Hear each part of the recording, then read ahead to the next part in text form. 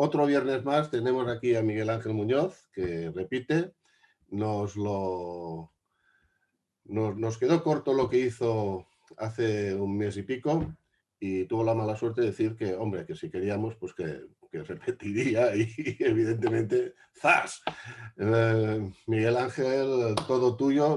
A ver si es verdad y llegamos a hablar de tu flujo de trabajo, que seguro que es súper interesante. Tú mismo ya... Muchas gracias y os doy la bienvenida a todas y todos quienes ya estáis y todo el resto de gente que vaya sumándose durante el resto de la sesión. ¿Me oís todos y todas bien? ¿Sí? Vale. Todo el mundo dice, no dice nada, por lo Perfecto. tanto... Pues bueno, yo me lo he estudiado bien porque claro, como repito, a ver si está a prueba ya. Porque la otra no saqué buena nota y voy a ver si ahora voy a por nota. Voy a hablaros sobre el flujo de trabajo. Voy a hablaros desde una perspectiva general para que sea aplicable para cualquiera, sin especificar demasiado con tipos de cámaras o software, porque entonces hay mucha gente a la que deja de resultarle útil. Y siempre os pondré también cuál es mi caso, pero no intento que mi caso sea el único, porque yo reconozco que soy una persona muy austera, que intento sacarle el máximo partido a lo mínimo y no tiene por qué ser siempre así. Pero bueno, a mí me sirve, ya no solo a nivel fotográfico, sino a nivel docente, para desmitificar un poco ciertas cosas en fotografía que parece que el listón esté muy alto en muchas ocasiones y muchas de ellas no es una necesidad, es una opción. Tú puedes decidir trabajar con este equipo, hacer las cosas de esta manera, pero es una opción. No es una necesidad. Para poder publicar, que realmente siempre ha sido mi meta, yo la fotografía siempre la veía, está muy bien verte las fotografías colgadas en la pared y tal, y que den calidad y poder hacer ampliaciones y exposiciones y todo eso, pero yo siempre he visto la meta final de mis fotografías impresa. Por eso, pues, me metí en el tema del stock tan pronto pude en los 90.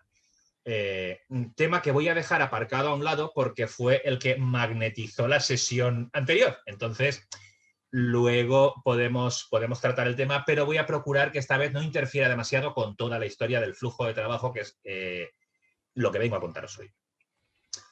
Voy a intentar hacer un monólogo que no sea demasiado largo para exponer todo el flujo de trabajo desde el principio hasta el final.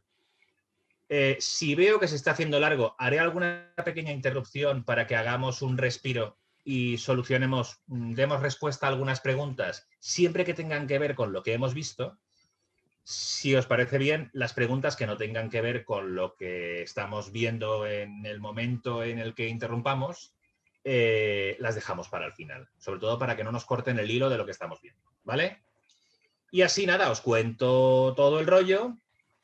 Si hay alguna pregunta que tenga que ver exactamente con el punto en el que nos encontramos, levantáis la mano, o Felicia, que es quien está llevando el control de las preguntas, podéis interrumpirme en cualquier momento. Si viene al caso, la respondo en ese momento, y si no, la acumulamos para el final. Yo procuraré que no sea demasiado largo el monólogo del principio para que luego tengamos tiempo para charlar y debatir más de la mitad de la sesión. ¿Vale?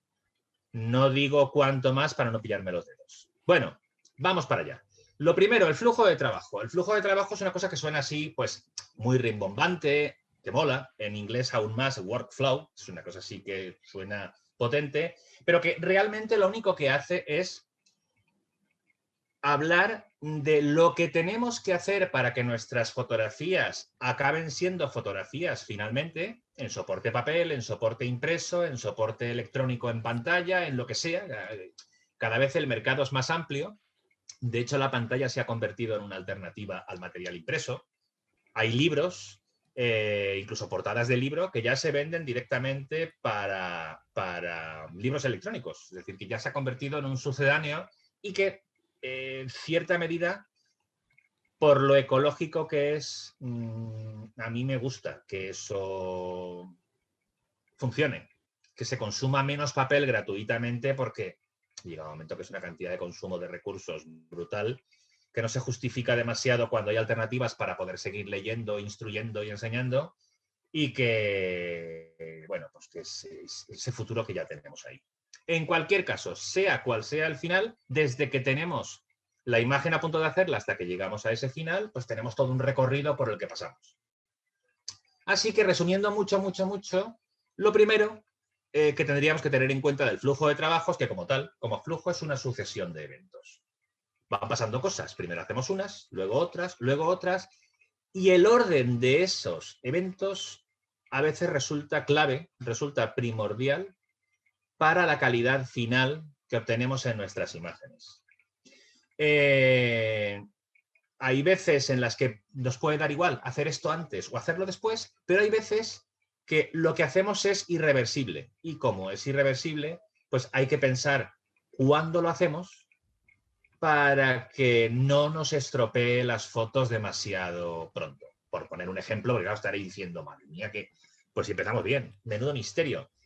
Por poner un ejemplo muy claro, el reenfoque en pantalla. Hay muchas veces que enfocamos en pantalla para ver la imagen bien chula, así, bien guapa, y es una tontería porque solo la estamos viendo nosotros y nosotros ya sabemos qué objetivo hemos gastado, así que no tiene ningún sentido. Y además, el problema es la multa que estamos pagando por hacer eso. Una vez enfocamos una imagen, la única manera de enfocarla por software, por programa, es perdiendo información. Y eso es irreversible. Es por poner un ejemplo. Hay muchos más casos en los cuales perdemos información y es irreversible, no podemos volver atrás. Por tanto, lo primero que os aconsejo es que los archivos de captura, luego veremos de qué tipo, de qué formato, pero los archivos de captura no los borréis demasiado pronto. Por si acaso, guardadlos. Actualmente, el precio del giga en memoria es tan barato que no merece la pena plantearse el decir, me tengo que guardar todas las fotos del viaje, pero si a lo mejor son 16 gigas o 100. Pero bueno, eso a nivel de dinero, ¿cuánto es? Si no es nada. Es más, si por cualquier razón subjetiva, personal, decís, sí, pero a mí, de verdad, me importa el no ocupar demasiado espacio, por ecología, por economía, por lo que sea, no quiero acumular muchos discos duros, pues entonces mi consejo es, no borres las fotos de captura, borra fotos malas, que fotos malas todos tenemos para aburrir, sin acritud, lo digo de buen rollo, con cercanía y además poniéndome yo primero como ejemplo siempre, el burro delante, o sea, yo soy el primero que siempre tiene, si me aprietas, más fotografías para borrar que para guardar. Pero eso no quiere decir que catástrofe, voy a dedicarme a otra cosa. Eso le ocurre a la mayoría de fotógrafas y fotógrafos. Vosotros solo planteaos una idea de cualquier fotógrafa o fotógrafo que tengáis mitificado, que digáis, ¡guau! Esta me encanta, o cualquiera. Pensad en cuántas fotografías conocéis de ella o de él. No sé, pues a lo mejor varios cientos. ¿Cuántas habrá disparado? Pues todo el resto no las conocéis. A lo mejor, si no las conocéis, es porque no eran muy buenas como para... O sea, que eso nos ha pasado a todas y todos, lo de tener fotografías malas. No os preocupéis, que eso no es malo. Pero si necesitáis espacio en los discos duros, no borréis archivos originales antes de tiempo. Borrad las fotos malas, que además, si me permitís el chascarrillo, ganaréis más espacio libre en el disco duro. Porque fotos malas todos hacemos muchísimas. Así que no, voy a sacar, ya no meto el dedo en la llaga más. Pero bueno, por ahí va el tema. Por tanto, mi función hoy aquí es desmenuzar un poquito esos, a ver dónde estamos, aquí. Desmenuzar un poquito esos pasos por los cuales pasamos en nuestro flujo de trabajo para ver cuáles tienen más o menos importancia y para ver cuál sería el orden más aconsejable para conseguir mantener la máxima calidad hasta el final. Esto suena a, bueno, pues si la calidad está en los archivos, en absoluto, de un 20 a un 50% de la calidad de vuestros archivos depende de cómo los proceséis.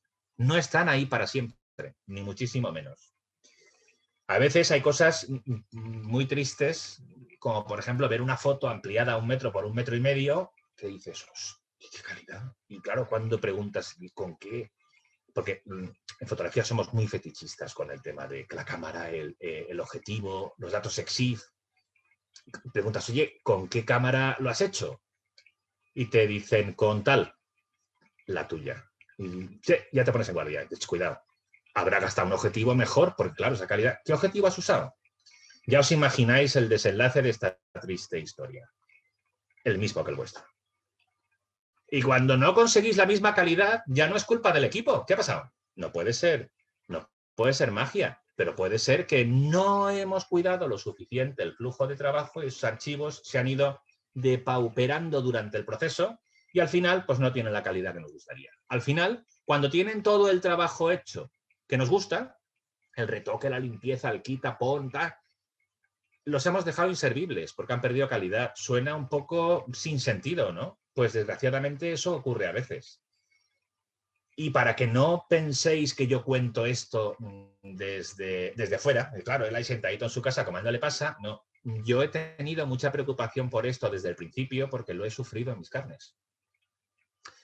Yo me he dedicado desde antes de pasar a la fotografía digital, ya me dedicaba a la fotografía de stock. No saco mucho el tema porque enseguida ¡pam!, se nos desvía por ahí la cosa, pero yo me he dedicado a la fotografía editorial desde que trabajaba con película, con lo cual cuando pasé a formato digital acusaba mucho las pérdidas de calidad, porque una imagen cuando la ves en pantalla tiene que estar realmente muy mal para que en la pantalla se vea una merma de calidad.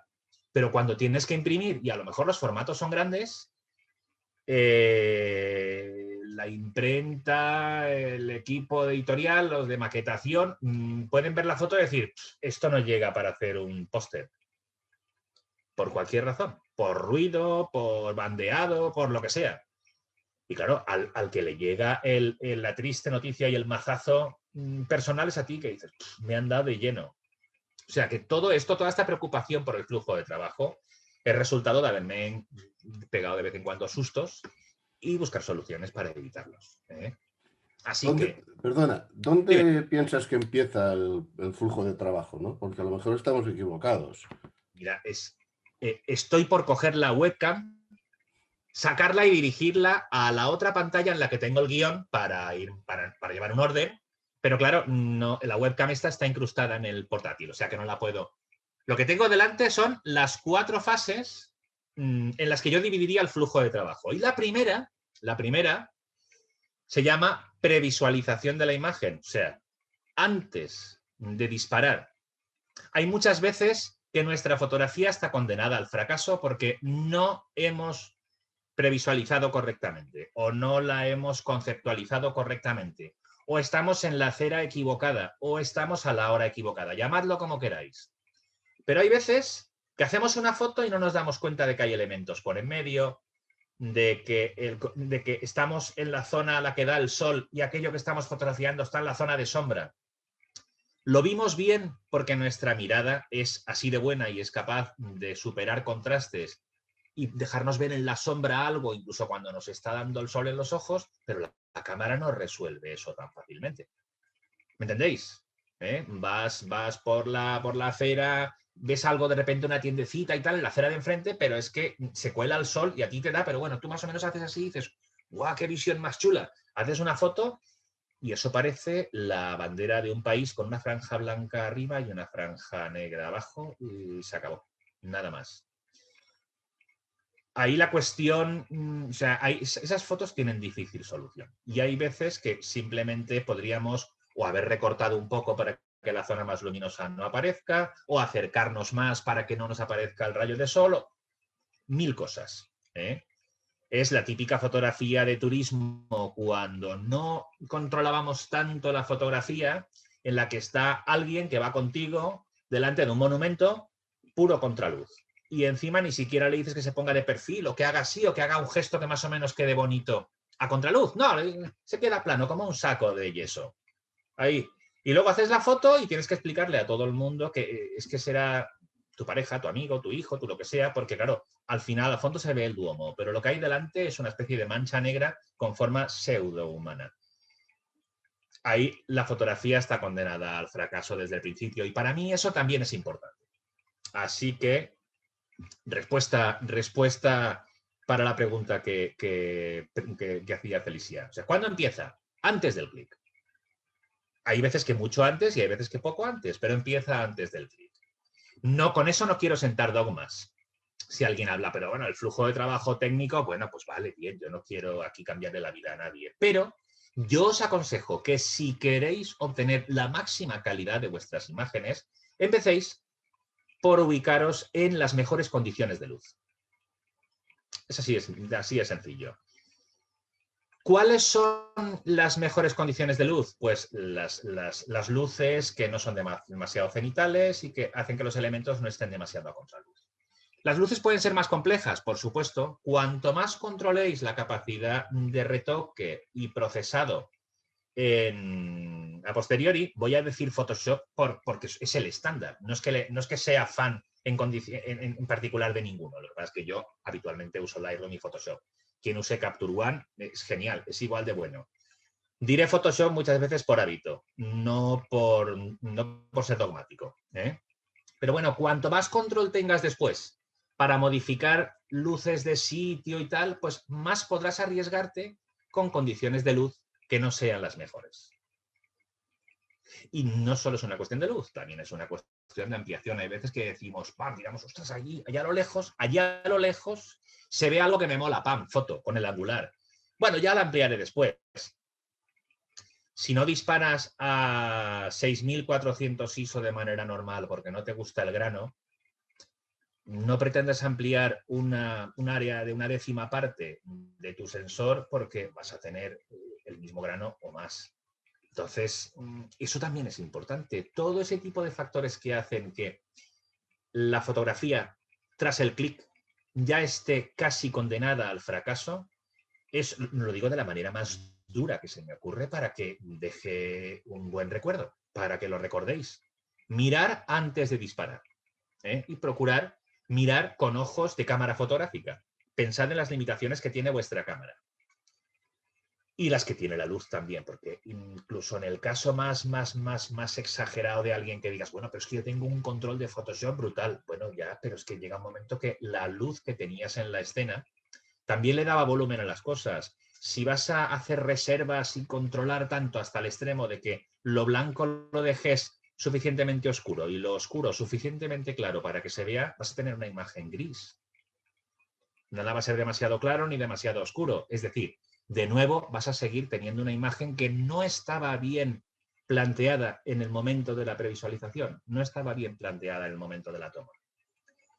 Si estáis pensando, jo, es que eso es difícil, claro, pero si es que a mí también me salen fotos muy mal ya. ¿Por qué os creéis que he caído en la cuenta de eso? ¿Porque veo las patatas que hacen los demás? No, porque veo las mías. Viendo mis fotos hay veces que dices, claro, a lo mejor la primera y la segunda solo bufas. A la tercera y la cuarta dices, no, tengo que hacer algo, alguna especie de firme promesa conmigo mismo de no repetir estas cosas, porque esto no puede ser. Me vengo yo con la idea de que tengo una foto buena y lo que tengo es un golpe en el ojo. Eso no... ¿Me explico? Mal empezamos y empezamos con la foto torcida. No, te explicas perfectamente. Yo llego a la conclusión por lo que estás diciendo de que lo más importante en este primer paso es conocer la cámara, ¿no? Saber hasta dónde puedes llegar y cómo puedes llegar, ¿no? Por tu cámara. Conocer las limitaciones de la cámara y tener una idea más o menos clara de cuál es el ángulo de visión que nos está dando el objetivo que tengamos. Da igual que sea un zoom, que un objetivo fijo, eso es lo mismo. Si tú tienes un zoom que es un 24-70 y decides llevarlo todo el rato a 24, pues es como si llevaras un objetivo fijo de 24. Abulta más, pesa más, pero bueno, si no tienes en ese momento la posibilidad de comprártelos todos o no quieres cambiar mucho de objetivos por no ensuciar el sensor, vamos de extremo a extremo de razones por las cuales gastar un zoom, adelante, si eso no es problema en absoluto. Pero también está bien que vayas más o menos acorde con la cámara, como decía Felicia, en dos aspectos fundamentales. En su rango dinámico, por resumirlo de alguna manera, en lo capaz que es tu cámara de resolver las situaciones lumínicas, y en el ángulo de visión que tienes más o menos para no llevarte sorpresas, para no pensar que la imagen la tienes y tú estás mirando con un 200 milímetros pero yo has puesto un 35. Si las cosas os interesan, acercaos, pero tampoco hace falta estar siempre demasiado cerca de las cosas. Hay veces que las cosas funcionan con un contexto.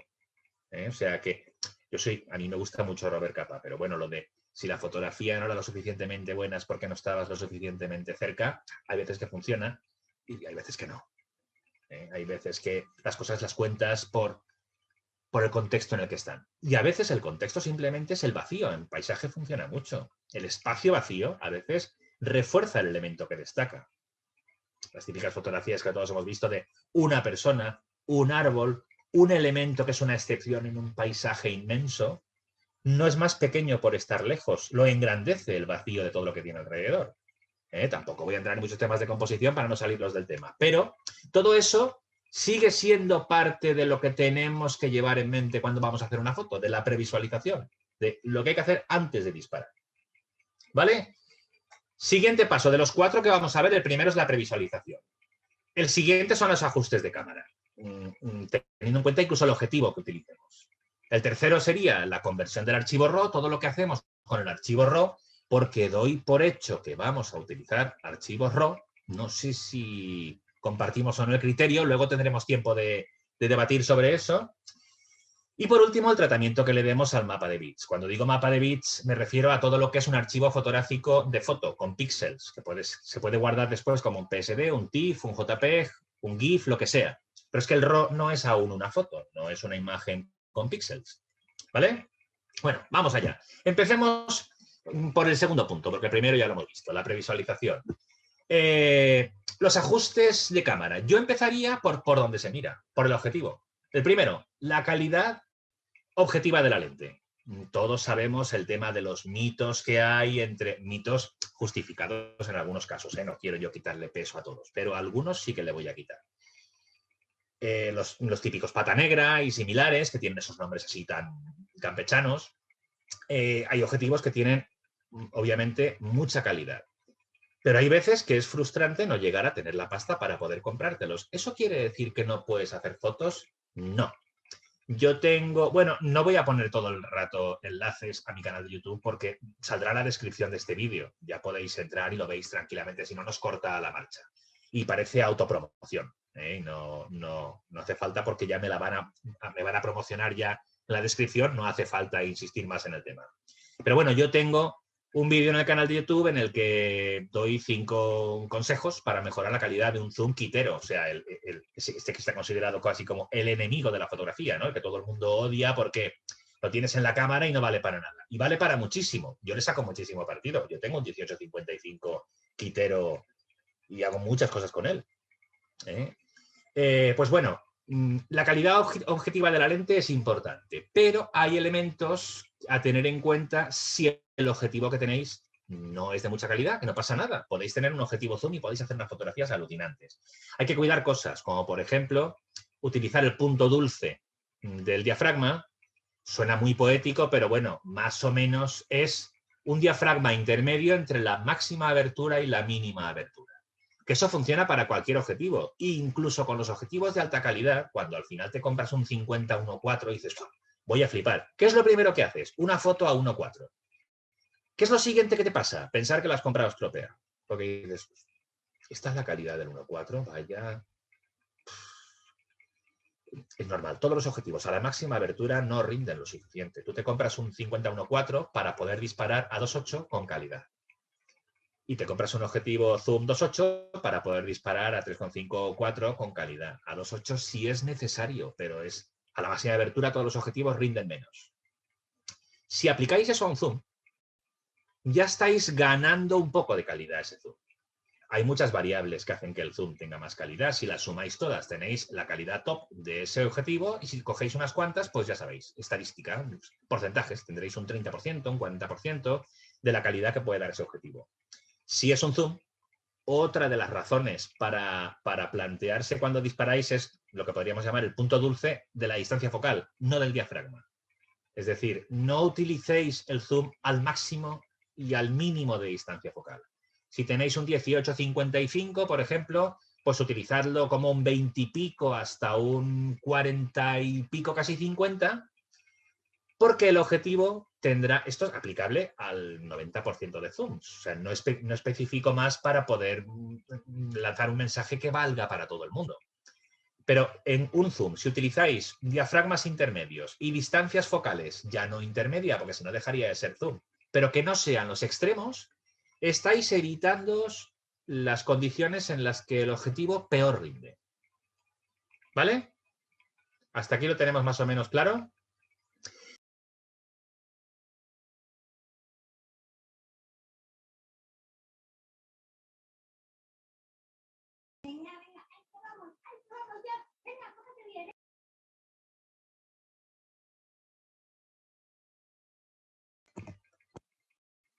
¿Ahora me oís? Ahora.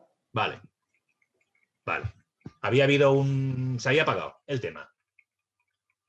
No oigo a Felicia. No lo oigo. Ahora... sí, que voy cortando audios que están abiertos y sin querer te he cortado a ti. Nada, no pasa nada.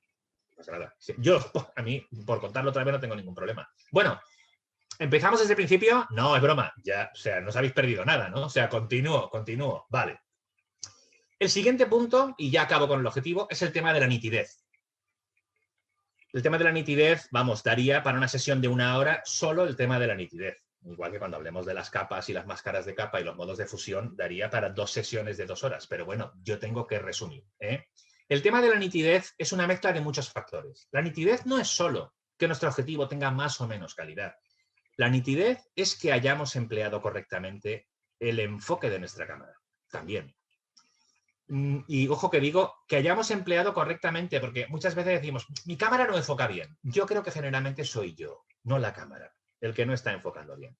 Las cámaras actuales, pero cuando digo actuales me refiero a que tengan 18 años hasta ahora, tienen tal capacidad de enfoque que es muy difícil que sea la cámara la que no puede enfocar. Tienen que ser superficies muy suaves, con poco contraste o situaciones muy oscuras para que la cámara no enfoque.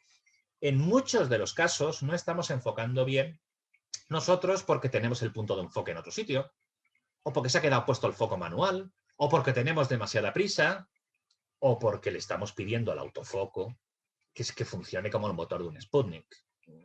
Me explico. Hay veces que viene hacia ti un águila imperial en una demostración y te crees que el autofoco, cuando el águila va hacia ti, va a hacer clac, clac, clac, clac, clac, clac, clac. Bueno, clac, clac, clac, lo hará la cámara. El enfoque no va a acertar ni una, pero eso es normal.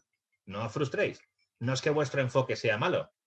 Hace falta una cámara ya no solo de última generación, sino de altísima gama para responder más o menos correctamente en situaciones como esas. Eso no es normal. De hecho, la mayoría de gente que hace deporte, por ejemplo, para esas situaciones no lleva todo el rato el foco arrastrado siguiendo a los sujetos. Generalmente deja el foco en un lugar, en el caso de corredores, coches, motos, en una curva, en una zona en la que sepas que la velocidad va a ser un poco menor y ahí es donde tienes que disparar.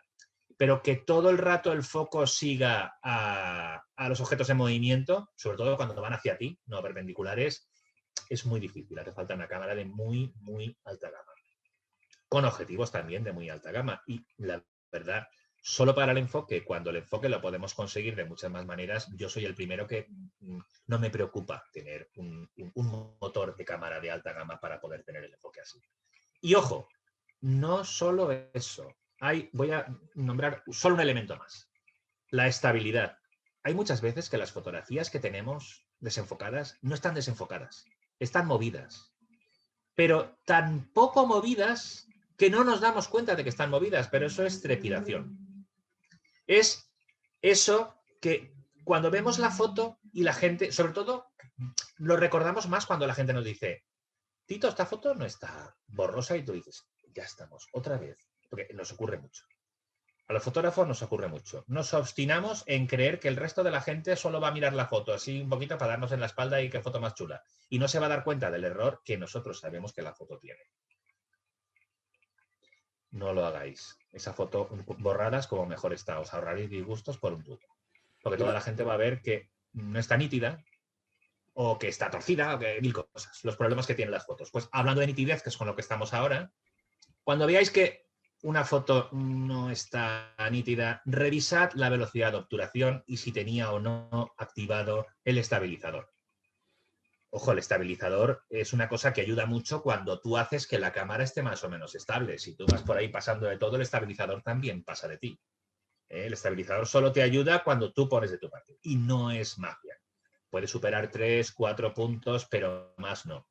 Así que eso de disparar con un 200 por la noche que está, bueno, no voy a exagerar, 200 es mucho, va, un 135, un 70, va, para no, un 70.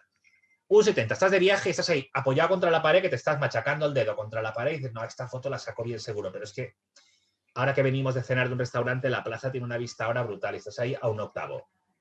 No lo hagas. Mira, Josep te pregunta, ¿es tan necesaria para tener una buena foto tanta nitidez extrema? Supongo que también será según qué fotografías, ¿no? Sí, depende de qué fotografíes. Y también es cierto que muchas veces le acabamos bajando la nitidez. Y ojo, no es una cuestión solo de mercados, es una cuestión de estilos. Y hay fotografías a las que le meto luego texturas, tramas y tonterías para quitarle la nitidez, para hacerlas menos descriptivas y más evocativas, por ejemplo, para el sector de portadas de libros. Hay muchas fotos que si no fuese pretendidamente así, la gente lo miraría y diría, ¿esto con qué lo has hecho? ¿Con una caja de zapatos? Porque claro, no tiene nitidez en absoluto. O sea, la nitidez no es imprescindible. De hecho, casi ninguno de los elementos del flujo de trabajo que os dan más calidad son imprescindibles. Lo que pasa es que si no los tenéis, debéis ser consecuentes y saber que no los tenéis. No pedírselos a la imagen después, cuando ya no hay solución. Hay veces que decimos, es que esto no tiene nitidez. Si ya sabías que estabas enfocando en manual, no, ahora no te enfades. Lo has hecho tú, me explico. O sea que imprescindible no es, pero recomendable sí, sobre todo si tu objetivo te la puede dar. Con la fotografía trepidada, con el último caso que estaba comentando, esas fotos no suelen funcionar. No suelen funcionar porque desde que editorialmente, si vas a publicar, es difícil que te las cojan, hasta personalmente en una exposición, si al final a todos los colegas que te preguntan, oye, ¿esta foto está movida? Al final tienes que coger aire para no entrar en cólera y darle la explicación a todo el mundo de, es que era por la noche, disparé en octavo, a lo mejor dices, che, mira, tomar viento la foto, ya no la quiero, ya no me gusta. Si la quieres así, sé consecuente, pero si no, bórrala a tiempo. Y si eres de las personas que no le gusta la foto trepidada, tienes dos soluciones cuando estás allí por la noche después de cenar con el dedo machacado contra la pared en la plaza. Muévela mucho para que al menos nadie dude. Cuando está muy movida, la gente no te dirá, ¿está movida? Porque para decirle, ¿estás de coña? Pues claro que está movida. Hombre, cuando una foto está muy movida, pues una foto gestual, pues está hecha adrede. Pero no dejéis el margen para la duda. O la movéis mucho o subid el ISO. Pero eso de disparar a un octavo, ya puedes llevar el objetivo que quieras. Un objetivo súper nítido con una foto movida es una foto borrosa. No hay más. No insisto con esto. Que veo caras de, hostia, eso me ha pasado a mí y como siga, me está doliendo ya tanto. Voy a cambiar de tema. Va, más cosas. A ver, que tenga yo aquí la cámara. Vale. El registro en cámara. Yo aconsejo muchísimo, sé que hay gente que aporta razones objetivas para lo contrario de lo que voy a deciros, pero yo os aconsejo mucho que trabajéis en RAW. Mucho. Yo lo utilizo siempre. Es más, yo no utilizo lo del RAW más JPEG porque es un mareo. Hay veces que creo que estoy viendo el RAW en la cámara y estoy viendo el JPEG y digo, estos sellos que hacen aquí, esto fuera. Porque si queréis tener JPEGs para poder ver rápidamente o para lo que sea, cuando lleguéis al ordenador, descargáis la tarjeta, le decís a Photoshop que os convierta todo en JPEGs y os va a sacar JPEGs del tamaño que queráis y con más calidad que saca la cámara. Ahora bien, si necesitáis compartir los archivos desde la cámara, porque os los han pedido, porque hay que pasarlos al móvil y enviarlo por WhatsApp o por lo que sea, pues sí, ese es de los únicos casos en los que tienes que disparar en JPEG y no hay vuelta de hoja. Si trabajas para un medio que te dice, oye, tan pronto tengas la foto del podium, envíamela a través del móvil que la publicamos como ahora ya ni siquiera se imprime, sino que se publica en web, la quieren para el blog ya, o sea, 2 minutos después de la entrega de premios, la foto ya está colgada. ¿Sabes qué pasa, Miguel Ángel, con esto? Que hay mucha gente, no, te doy toda la razón, pero es que estamos en una agrupación y en la agrupación cuando sales y haces una buena foto, de seguida la mandas al WhatsApp para chinchar. Solo para eso, para chinchar. Imagínate si es bueno el JPG Fine, el más pequeño, imagínate, para chinchar, no sirve para otra cosa. Sí. Hombre, en ese caso se puede utilizar el JPEG para enviar una mala versión al grupo guardando el RAW. Y cuando la gente se crece diciendo, menuda patata ha hecho este tío, tú en casa tranquilamente tu RAW lo preparas bien, le das un degradado al cielo, arreglas el paisaje, le das un golpe de luz a esa roca que había en la pared, y cuando la gente te va a decir, los dejas parados porque le enseña la foto retocadita con el RAW, y entonces eso puede producir un efecto interesante. ¿Ves? Mira, ya me está dando ganas de guardar en JPEG para hacer eso. No, siempre hay excepciones, pero si quieres conseguir, la cuestión es, ¿qué puedes condicional? ¿Qué puedes hacer con el flujo de trabajo si quieres, condicional de nuevo, obtener la máxima calidad de tus imágenes? Nada de lo que yo digo es obligatorio. Lo que pasa es que hay veces que no caemos en la cuenta de que podríamos haber hecho las cosas distintas o en orden distinto y hubiéramos obtenido del mismo equipo, con el mismo trabajo, más calidad. Entonces, en el caso de que queramos eso, todos los monólogos, cursos, webinars sobre flujo de trabajo tratan sobre lo mismo, sobre darte herramientas para que las uses cuando consideres oportuno, sin más. El JPEG se puede usar, pero claro, el JPEG es una fotocopia en blanco y negro sobre papel higiénico comparado con lo que puedes hacer con el RAW. Es tal cual. A veces que la gente te dice, tío, es que, o desde vaya suerte que has tenido, la luz que has pillado, y dices, chato, que esto lleva 10 capas y cada una con su color y con su luz para conseguir que la luz parezca normal. Pero también tengo algún vídeo en mi canal sobre eso, sobre situaciones que llegas y dices, qué desastre de luz. Pero bueno, hay veces que no tienes otra, has llegado allí, no vives allí y no vas a estar allí más que 6 horas. Tienes que aprovechar el tiempo. Luego ya modificarás por capas y tal. Pero si tenéis interés sobre ese tema, comento cosas, tengo algunos vídeos en el canal, que en la descripción de este vídeo lo tendréis. Pero bueno, volviendo al tema. Yo aconsejo que trabajéis siempre en RAW. Si queréis tener JPEGs rápidos, pues podéis disparar en RAW más JPEG con la cámara o convertir los archivos RAW rápidamente con el ordenador a JPEG, como queráis. Pero guardaos un RAW. Es más, guardadlo por mucho tiempo, por si acaso. Eso de llegar a casa, guardar los RAW y porque tienes poco sitio en el disco duro, bueno, pues los paso rápidamente a TIFF, porque el TIFF da más calidad que el JPEG y borro los RAW que no tengo sitio. Da más calidad el RAW que el TIFF. Ahorra, cómprate una tarjeta, guárdalo en un disco duro, aunque sean un USB 2.0 de hace mucho tiempo, pero guárdalas por si acaso. Yo os puedo contar como anécdota rápida. Yo tengo fotografías hechas en el año 2000, fotografías digitales, hechas en el año 2001, 2002, que con el paso de los años, al mejorar los conversores RAW, del mismo archivo RAW disparado en el año 2002, he conseguido sacar mucha más información, sacar volumen en las sombras sin que posterice y sacar detalle en los cielos sin que quede extraño, cuando en la fotografía original yo era incapaz de conseguir eso. Y eso se debe a dos factores fundamentales. Primera, mejora con el tiempo tu capacidad para sacarle más partido a los archivos, mejora con las mismas herramientas. Pero la segunda es que las herramientas mejoran. Los conversores RAW genéricos como el de Adobe del año 2021 no tienen nada que ver con el conversor Adobe del año 2002. Su latitud, su capacidad de recuperar información en imágenes sobreexpuestas 2EVs o de levantar sombras 2EVs o de reducir luminosidad 2 y 3EVs, la capacidad que tienen ahora no tiene nada que ver con la que tenían en el año 2002. Algunas fotografías que podríais haber dado o que podéis haber dado por perdidas hace 10 años, ahora tal vez tengan solución y se les pueda sacar partido. Eso para quienes nos dedicamos a la fotografía editorial es importantísimo, porque hay veces que tú no puedes volver a aquel sitio.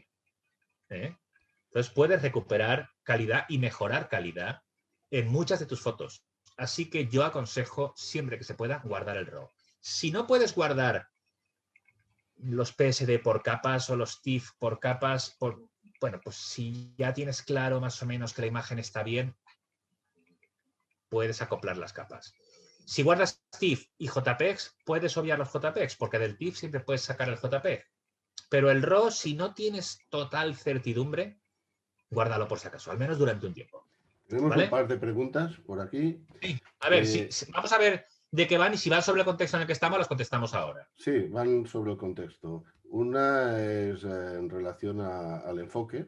Digo, entiendo lo que dices, es Ana Diestre, dice, entiendo lo que dices sobre la calidad, pero para mí reenfocar al final es un problema, porque si ya veo una foto un poco desenfocada de inicio, ya no empiezo a editarla. Bueno, ya no existe el Sí, sí, no, problema porque... ese es el consejo, ese era el consejo. O sea, Sí, sí. si bórrala y así te evitas calentamientos de cabeza después. Sí, nos dice que disparan RAW y JPG y lo que veo en la cámara es el JPG, pregunta. Sí. ¿Qué me dice en RAW desde la pantalla? Sí, lo que veo es el Lo que ves en JPG. la pantalla de tu cámara es el JPEG que se obtendría de tu RAW con esos valores de conversión que tiene tu cámara. En tu cámara a veces personalizas y pones un contraste un poquitín más alto, la saturación un poco más alta, o un perfiles según cámara, perfil neutro, perfil de película. Todo ese tipo de cosas son cambios que tú puedes hacer sobre el archivo de captura cuando lo conviertes en una imagen en cámara.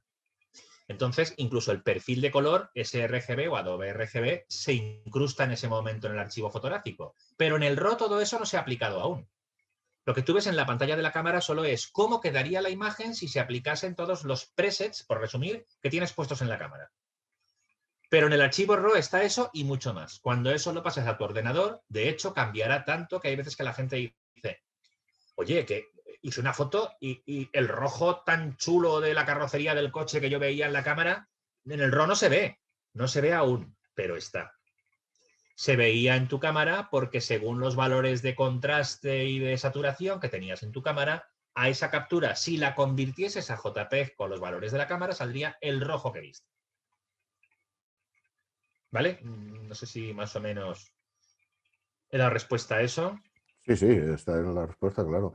Digo, es cierto, diu Josep, es cierto, si una foto no te entra y la quieres salvar, es un error. Bueno, es que ahora se me está moviendo esto. Pero lo que sí es cierto es dejar descansar las fotografías unos días para no estar sobresaturado de imágenes. Sí, Bueno, sí. sí, ese consejo es muy bueno. Funciona en muchos casos. Además, funciona sobre todo a nivel de edición, que es otra de las cosas que debemos prestar mucha atención en fotografía, que es compañera del flujo de trabajo, aunque no forme parte del todo del flujo de trabajo. La edición es seleccionar de entre todas las fotos que tenemos cuáles son las objetivamente mejores. Eso es muy difícil.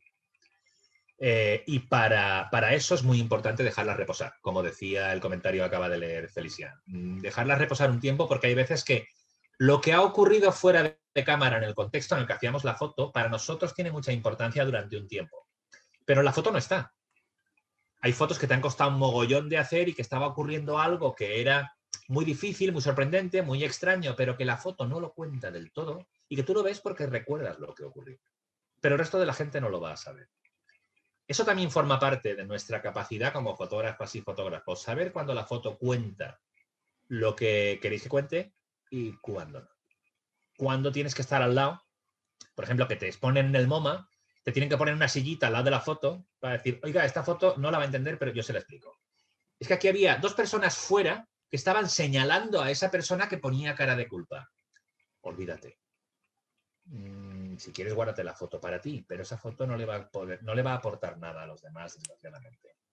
A no ser que tengas la posibilidad de publicar algún tipo de soporte en el que texto y foto se retroalimenten y puedas contar la introducción previa a la foto. Pero la foto como foto no va a funcionar. Y ojo, de esas tenemos todos a poalaes. De esas tenemos, bueno, por un tubo. Fotos que no. ¿Por qué creéis que yo lo tengo tan claro? Porque tengo un montón de esas, de meteduras de pata, de fotos que no van, que no funcionan.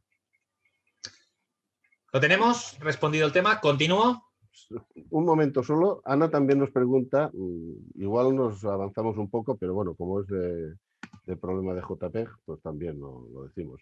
Y si estoy editando una fotografía en Photoshop y guardo en JPG y luego la quiero volver a reeditar, ¿cuáles son los inconvenientes? Lo ideal es guardarla en PSD. Lo ideal es guardarla en PSD o en TIFF. Lo ideal es guardarla en un formato de mapa de bits que no genere una compresión nueva cada vez que la reguardamos. El problema del JPEG es que además de que comprime mucho, tiene una compresión muy agresiva desde la primera vez, es que encima es acumulativa.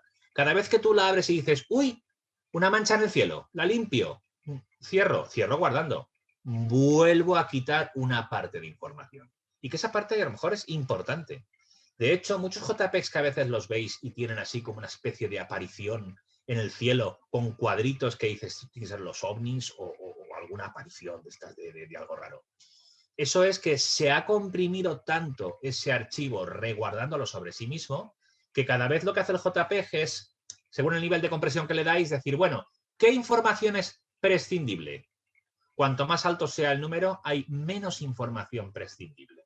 Cuanto más bajo sea el número de compresión, hay más información prescindible que vamos a perder en el guardado. Entonces, por ejemplo, en los cielos, todos esos matices de tonos que son muy parecidos pero que no son iguales, cuanto más comprimamos en JPEG, más se van sumando entre sí y al final forman esas celdas cuadradas, los artifacts que se llaman en JPEG, que lo que hacen es unir variaciones de color y de luminosidad que en su momento eran sutiles y que dejan de existir porque hemos comprimido y recomprimido y recomprimido, que dicho de la manera más cruel posible es, hemos decidido qué información eliminábamos de la fotografía una vez y otra, y cada vez teníamos menos información de la cual seguir eliminando. Pero ese es el patrón de funcionamiento del JPEG.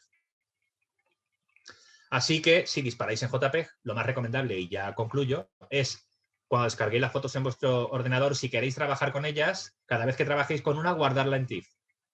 La mantenéis guardada en TIFF y ya la guardaréis en JPEG cuando queráis, pero mientras la guardéis en TIFF solo se ha perdido una vez la información, cuando disparasteis y la guardasteis en JPEG. El resto de veces que trabajéis sobre ella, al menos, no se generan más pérdidas acumulativas. ¿Vale? Continúo. Siguiente tema del registro en cámara, el perfil de color. sRGB o Adobe RGB. No voy a entrar mucho sobre este tema porque yo creo que es un tema controlado por la mayoría. También tengo un vídeo en mi canal de YouTube en el que explico específicamente eso, sRGB y Adobe RGB. En vuestras cámaras tenéis esas dos posibilidades. Es una lástima que no haya una tercera, Profoto, porque Profoto con PH, no la marca de iluminación, sino Profoto, que es un perfil ideado por Kodak, no llegó a ser tan estándar como el Adobe RGB, que es de Adobe, pero tiene aún más información. Aquí lo que importa es cuánta información de variedad de luminosidad y color es capaz de almacenar el perfil. El sRGB menos, el Adobe RGB más. Es como si tuviéramos un estuche de 24 colores o de 75 colores. Es mejor capturar la realidad con un estuche de 75 colores que limitarnos a uno de 24. Lo he dicho de la manera más bestia, para que lo entendamos. Si trabajamos con sRGB, hay menos variedad de color. Entonces, ¿eso quiere decir que es malo? No, ese perfil es idóneo para las pantallas que son menos capaces de reproducir matices de color de lo que es capaz el archivo fotográfico en sí mismo u otros dispositivos de salida como las impresoras de alta calidad. Entonces, para pantalla el sRGB es ideal, porque la pantalla no va a mostrar más información que la que es capaz de almacenar el sRGB. Pero tu archivo fotográfico puede tener mucha más información. Aquí la idea es, para quitarle información, siempre estás a tiempo. Tú puedes coger tu fotografía y hacer una versión para pantalla, si fuese preciso, cambiando el perfil a sRGB para ese archivo que has hecho para un cliente o para poner en una pantalla o para una impresora que trabaje con sRGB. Pero guárdate el archivo Adobe RGB, tu copia master, tu copia de verdad, tu copia de archivo, que esté en Adobe RGB o en Profoto, pero no en sRGB. ¿Vale? Con lo cual, en el momento de la captura, si disparáis en RAW, no hay problema, porque el archivo RAW aún no tiene incrustado el perfil, tiene más información que el Adobe RGB y que el sRGB. De hecho, se puede exportar con conversores genéricos a un perfil como Profoto, y con lo cual tendríais una gama más amplia de colores. Luego veremos para qué esos colores. Pero no utilicéis sRGB en la cámara si pretendéis darle caña al retoque. Si lo que vais a disparar es disparar y enviar, prácticamente da igual. Podéis trabajar en Adobe RGB o en sRGB.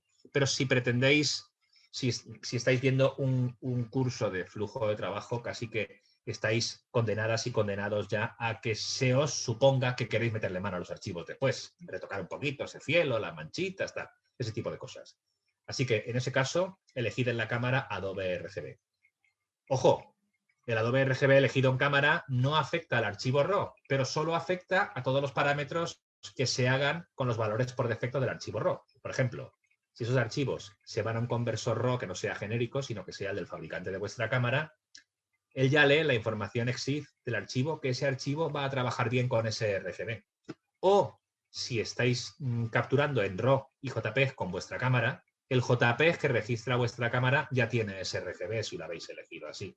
Pero el RAW sigue sin tenerlo. O sea, si de repente estáis ahora mismo que la piel nos toca la camisa diciendo ay, ay, ay, ay, ¿qué tengo puesto en la cámara? Y vais y descubrís con pavor que pone ese RGB, no pasa nada si estáis trabajando con RAW.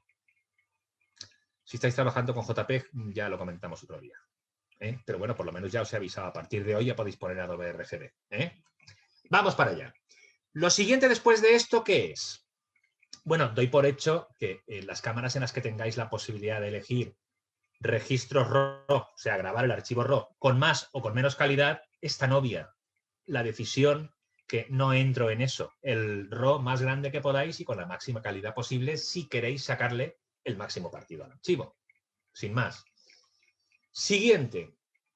¿Qué hacemos cuando convertimos, o sea, cuando trabajamos el archivo RAW y qué dejamos para después? Ahí hay dudas. Yo os cuento cómo lo hago yo y cómo aconsejo hacerlo. En el RAW hago todo lo que tenga que ver con... estoy todo el rato con esta mano que se me queda fuera de la cámara y tendría que estar gastando esta. Todo lo que tenga que ver con modificaciones geométricas de la imagen, con modificaciones de luz y de color y con modificaciones por áreas siempre que sean generales. Me explico. Lo primero que hago siempre es la corrección de lente. Lo primero. O sea, yo cojo el archivo, esté con el RAW, esté con Lightroom, con ACR, con lo que sea. Lo primero que hago es aplicar la corrección de lente. Ojo, asterisco y nota a pie de página. Si convertís vuestros archivos RAW con un conversor que no sea genérico, sino con el conversor nativo de vuestra cámara, ese que va en el CD de regalo con la cámara, que muchas veces diréis, este como es de regalo no es bueno. No, ese es el mejor conversor que hay para vuestros archivos RAW, porque es un conversor específicamente diseñado para vuestros RAW. No tiene que dar resultados promediados para que responda igual de bien o más o menos igual de bien con Canon, Nikon, con Olympus, con Sony. No, ese es para vuestra cámara. Entonces, ese conversor RAW es el que mejor es capaz de leer vuestros archivos, hasta el extremo de que tendríais que informaros por el manual o ver la información detallada del software, pero en la mayoría de casos actuales, ese software es capaz de reconocer incluso el objetivo que teníais puesto en la cámara y aplicar ya las correcciones de lente automáticamente, porque está en la información EXIF qué objetivo teníais puesto. Entonces, las correcciones de lente a lo mejor no las encontráis como una opción en el software, y es porque se aplican directamente. Las correcciones de lente básicamente afectan a 3 parámetros. Reducir la oscuridad que se genera por las esquinas del viñeteo alrededor de la imagen, recuperar las líneas horizontales como horizontales y las verticales como verticales, es decir, evitar las deformaciones de almohadón y de barrilete, eso que hace que las líneas se queden curvas hacia el extremo de la lente, y reducir las aberraciones cromáticas, en algunos casos de manera muy efectiva. Un conversor específico lo puede hacer con menos esfuerzo, pero hay conversores genéricos como el de Adobe, el ACR que va con Lightroom o con Photoshop, que actualmente tiene una capacidad de conversión asombrosa. Y eso, en el fondo, también está haciendo que ese objetivo que tenéis, que tiene una calidad mediocre, dé mucha más calidad final, porque estáis puliendo y reduciendo las cosas que más afectan a su calidad óptica, que son esas 3 que acabamos de mencionar. O sea que eso es lo primero que aconsejo hacer en el archivo RAW, por supuesto. Lo siguiente, las correcciones de color. El otro día os enseñé un gris neutro del tipo que sea. Cualquier gris neutro que sea realmente neutro es muy útil, ojo, cuando necesitáis reproducir el color de manera objetiva. Hay veces que no lo necesitáis. Hay veces que en un paisaje le dais la intensidad de naranja al suelo y de azul al cielo que queráis. Pero hay veces que si estás fotografiando producto, objetos, ropa, alimentación, a veces es muy importante recuperar la neutralidad de los colores blancos, de las cremas, de los pasteles, de lo que sea, de los helados, la nata. Tiene que tener el color lo más puro posible. Para hacerlo, pues lo primero es hacer un balance de blancos, equilibrio de blancos que se llama en Lightroom y Photoshop. Y eso lo hago después de haber aplicado la corrección de perfil de lente. ¿Por qué? Porque si la corrección de perfil de lente para darme la mejor calidad del objetivo modifica mínimamente los colores, yo estoy seguro que la corrección sobre el gris neutro la hago después de que se hayan aplicado las correcciones de perfil de lente, para no alterar la corrección que haya podido hacer el perfil. ¿Vale? Si vais teniendo dudas sobre esto, no os preocupéis porque mi idea es que tengamos después unos 3/4 de hora más o menos para debatir todas las pegas que hayan ido surgiendo. ¿Vale? Después de eso, después de corregir el color, yo corrijo la luz. Lo que antes había que hacer, por ejemplo, con un HDR, ahora en muchos casos ya no hace falta. La flexibilidad que tiene un conversor genérico. Voy a ir todo el rato a hablar de Photoshop porque es la herramienta más común que podemos utilizar todas y todos, porque a lo mejor hay conversores buenísimos como el de Canon, el DPP, por ejemplo, o de cualquier otra marca. Yo uso Nikon, no he dicho Canon porque sea lo mío. No, pero hay conversores específicos que están muy bien, pero no sería hablar en estándar. O sea, para hablar en estándar, pues hablo con el que más o menos podemos utilizar la mayoría, que es o Lightroom o Photoshop. No utilizo Capture One, no hay tampoco ninguna razón objetiva, pero llega un momento de cuando le metes muchas horas a un software, te apañas más con él que cambiando continuamente de programa. Entonces, yo ahí, en mi mundillo, yo me meto en Photoshop y ahí lo tengo todo controlado. Bueno, pues actualmente la capacidad que tiene de modificar los valores lumínicos el conversor RAW, dividiéndolo en 5 elementos, el central que es la exposición, luego hacia las luces tenemos luminosidades y blancos y hacia las sombras, sombras y negros, podemos mover por separado la intensidad, la luminosidad u oscuridad de cada uno de esos 5 elementos y eso muchas veces consigue que ya no necesitemos hacer un HDR. Cuando haces HDR pensando en hacer un pseudo HDR simplemente para suavizar el excesivo contraste entre sombras y luces, si disparas en RAW y manejas mínimamente bien los parámetros de la exposición, ya no hace falta hacer 3 capturas para hacer un HDR suave, insisto. Se puede hacer muchísimo. Tengo, de nuevo, como no, ya vuelve otra vez la coletilla, tengo en mi canal un vídeo en el que explico cómo fotografiar un paisaje incluso con el sol en medio del paisaje y conseguir que el sol no se quede quemado y feote, solo disparando con un archivo RAW. ¿Vale? Y después ajustando la intensidad de luminosidades por separado del resto de la imagen para que no toda la imagen tenga que quedarse oscura por culpa de que está el sol en la escena. ¿Vale? Cuando tenemos todo eso, más o menos tenemos ya casi todo lo que yo hago habitualmente de intervenir en la imagen en el archivo RAW. Pero no obstante, cuando convertimos el archivo RAW a un mapa de bits, lo que luego será un PSD, un TIFF, un JPEG, mapa de bits es cuando la imagen ya está dividida en cuadraditos, en píxeles, en el RAW no lo está aún. Ahí hay ciertas cosas que tenemos que tener en cuenta. Para que os hagáis una idea de dónde están, son las que nos encontramos en la pantalla de exportación en Lightroom o las que nos encontramos en el ACR, en Adobe Camera Raw, en la pantalla que se abre en Photoshop cuando abres un RAW. Debajo hay una rayita que antes se llamaba opciones de flujo de trabajo y ahora se llama preferencias de RAW de cámara, que ahí pinchas y te salen varias cosas. Sale, por ejemplo, el tamaño, eso es muy importante. El tamaño de la imagen, que a lo mejor puedes pensar, ¿qué necesidad tengo de cambiarle el tamaño? Bueno, si tienes muy claro que tu fotografía tiene que cambiar de tamaño para el uso final, porque te la han encargado para hacer un póster, para la decoración de un local, para hacer un vinilo de la fachada de una clínica, para lo que sea. El mejor momento para interpolar la imagen es ese. ¿Por qué? Porque es la primera vez en la que una imagen de datos continuo, que es el RAW, que aún no tiene píxeles, se va a dividir en una cantidad de columnas por una cantidad de filas. Es la primera vez que vamos a cortar la información continua que tiene la imagen. Y acabaremos teniendo una imagen a lo mejor pues, de 7.000 píxeles por 4.000 y pico. A partir de ese momento, cuando hayamos pixelado la imagen, ya no es tan fácil, ya no es tan de goma. ¿Me explico? Entonces, Si no tenéis claro el uso que le vais a dar a la imagen, pues tampoco vas a interpolarlas todas porque luego ocupan un montón en el disco duro.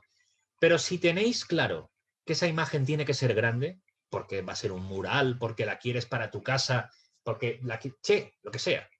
Si tienes claro que va a ser grande, el mejor momento para interpolar es cuando la tienes en el archivo RAW.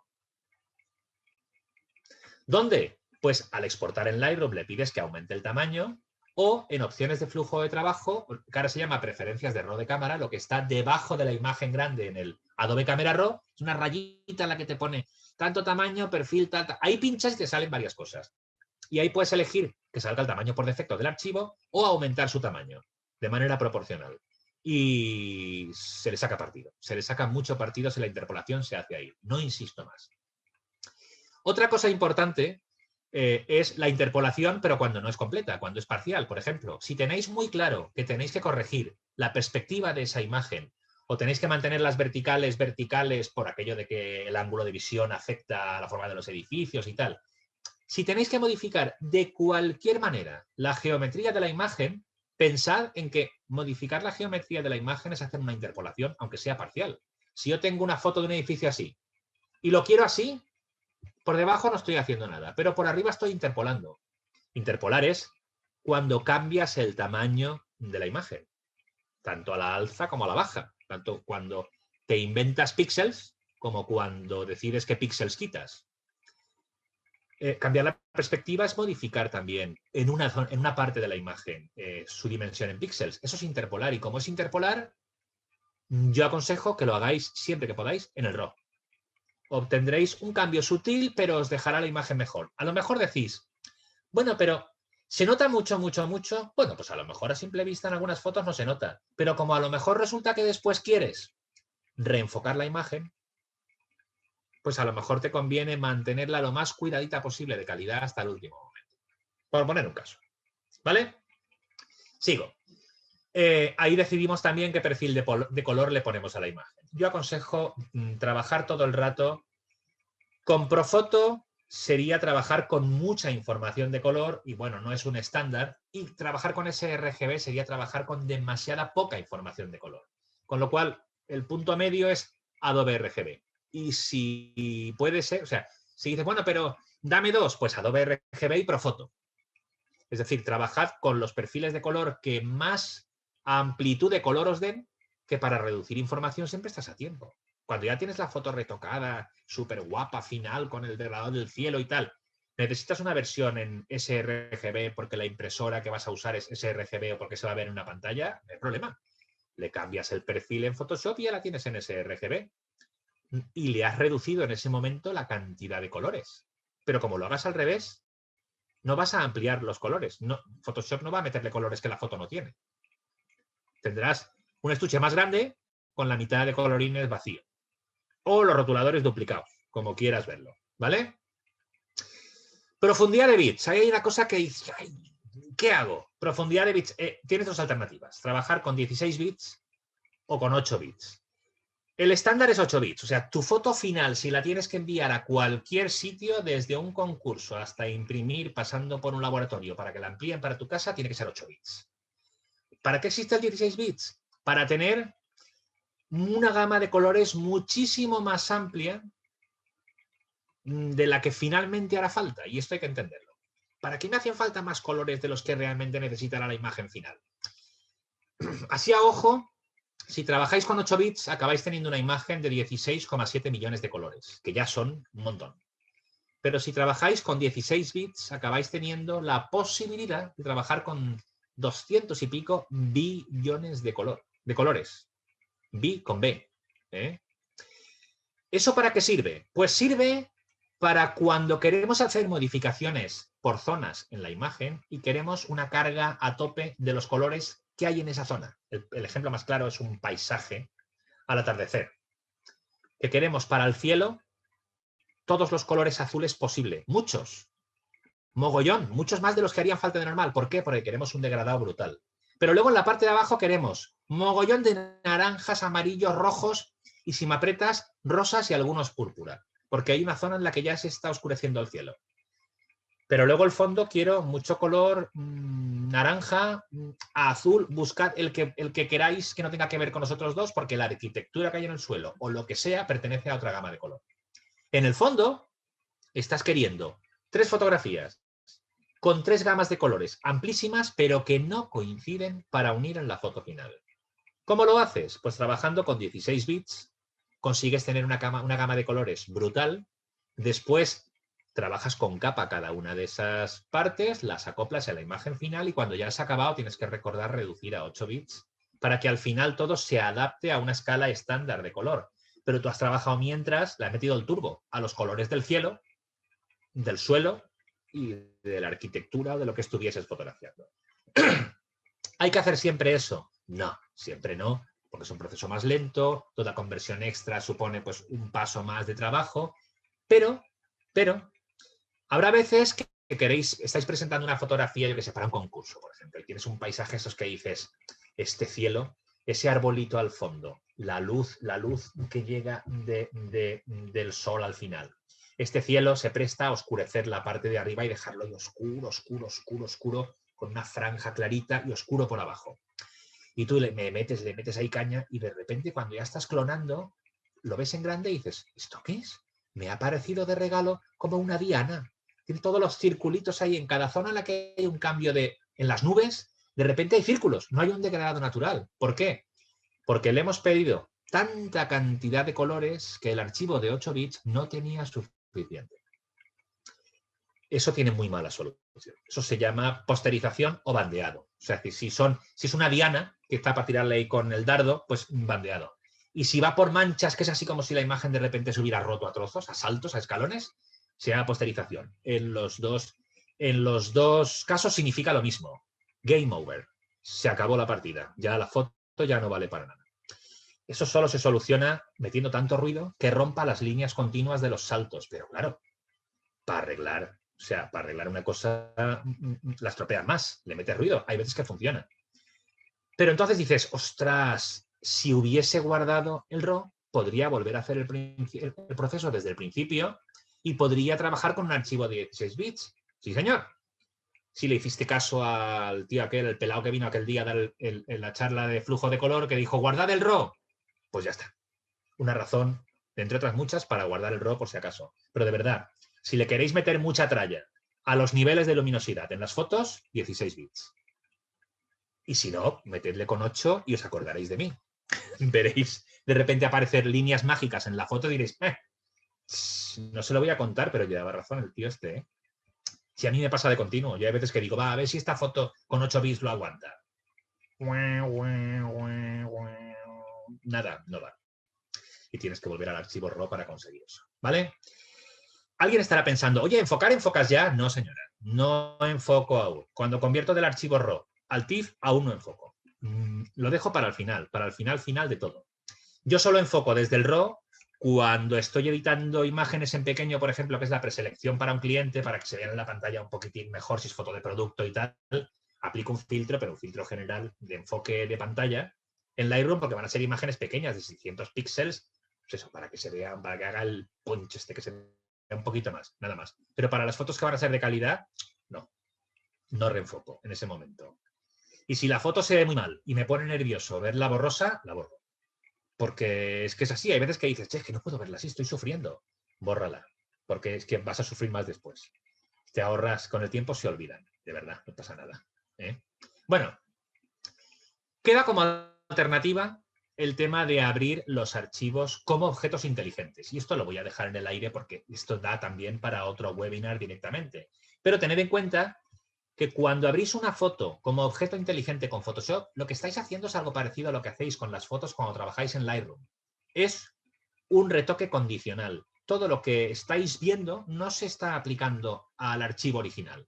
Se está aplicando a una versión en pequeño y es todo esto cuando la foto final la rasterices se aplicará todo. Por eso es reversible, porque no se ha aplicado. Es como lo que ocurre con Lightroom. Lightroom tiene un flujo de trabajo muy bueno, porque todo se puede quitar y rehacer, porque en el fondo aplicado no se ha aplicado nada. Todo se aplica a una previsualización, pero el archivo sigue sin tocarse. Lo que pasa es que hay cosas que necesito hacer con Photoshop porque necesitan nivel de precisión píxel, y eso solo lo consigo cuando la imagen ya está en Pixel. Hay cosas que solo se pueden hacer con Photoshop, como capas, máscaras de capas, ese tipo de cosas que yo utilizo muchísimo. Y la precisión con la que puedo trabajar en Photoshop es mucho mayor que con la que puedo trabajar en Lightroom. Así que el objeto inteligente, siempre que se pueda, lo podéis aprovechar, pero ojo, las posibilidades de manipulación en Photoshop están más restringidas. No podéis hacer todo lo que se puede hacer con una imagen por píxeles. ¿Vale? Seguimos. ¿Qué es lo que hacemos después cuando tenemos la imagen en mapa de bits, en Photoshop? Que es lo que finalmente acabará siendo un PSD, TIFF o JP. Ya tenemos la imagen en cuadraditos, ya son píxeles. Ahí es donde toca hacer la limpieza y las correcciones a nivel píxel. Yo la limpieza me la dejo para Photoshop, porque la limpieza en Lightroom, cuando llevas 2 clics, vale, pero cuando llevas 16 clics, ya Lightroom ya va como diciendo, déjame para respirar que me estás ahogando. Y encima, la limpieza no es tan precisa como lo puede ser en Photoshop. En Photoshop, tú te pones con la imagen al 100%, que es como yo aconsejo limpiar. Limpiarla así visto en pequeño, el 80% de las manchas te las pierdes, no las ves. Yo aconsejo ampliar la foto al 100% y ir haciendo un barrido. Quizás yo empiezo por la parte superior izquierda, hago la columna para abajo, me salto a la derecha, subo hacia arriba, me salto a la derecha, voy hacia abajo, y así me la recorro entera. Así estoy seguro de que la imagen no tiene pegas. Todo eso lo hago directamente con Photoshop. Después, todo lo que sea intervención por zonas, modificar colores, luminosidad, hay veces que yo necesito, por ejemplo, pues por mucho que a mí yo soy un friki del flash portátil, no sé si lo sabéis, pero me encanta el flash portátil, yo ilumino con eso, entonces hay veces que por mucho que hagas máscaras y tal, yo necesito un golpe de luz aquí. Un punto extra, pues eso con una máscara de capa de curva se hace enseguida. Subes un poquito la curva, dejas esta zona en blanco, el resto en negro, y además la capacidad que tienen las capas de ser sutiles, más distribuir por zonas simplemente pintando con la máscara de capa. O sea, convertir el gesto en un recorte y no el recorte con lazo o con plumilla, más la opacidad global de la capa, hace que, y ojo, y el control de niveles en la máscara de capa. O sea, con todo eso tienes una cantidad, un potencial de control de las imágenes que es alucinante. Llegas al extremo de que casi todo lo puedes hacer, lo único que requiere es tiempo, pero puedes hacer virguerías. Bueno, no, se nota que me gusta, pero no me enrollo porque si no, adiós. Todo lo que sean recortes, montajes y tal, por supuesto, también es patrimonio de Photoshop. Y por último, cuando la imagen ya va a ser final, es cuando reenfoco en la imagen final. ¿Por qué digo la imagen final así con cara de circunstancias? Porque cuando la imagen que vais a entregar para un cliente no es definitiva, yo me guardo el máster. El máster, como a mí me gusta mucho la música, utilizo terminología musical, el máster. Yo me guardo una copia que digamos que es la más flexible. Si de repente el cliente me dice, mira, estas las quiero de 30 por 40 o las quiero para un catálogo, redimensiónamelas. Yo, por si acaso, si la foto de captura es más grande, yo la grande me la guardo. Porque luego viene aquello de, oye, vamos a ir a la feria de muestras. ¿Tú te acuerdas aquellas fotos que hicimos en junio del 2017? Que era una mesa con un tal, no sé qué, que...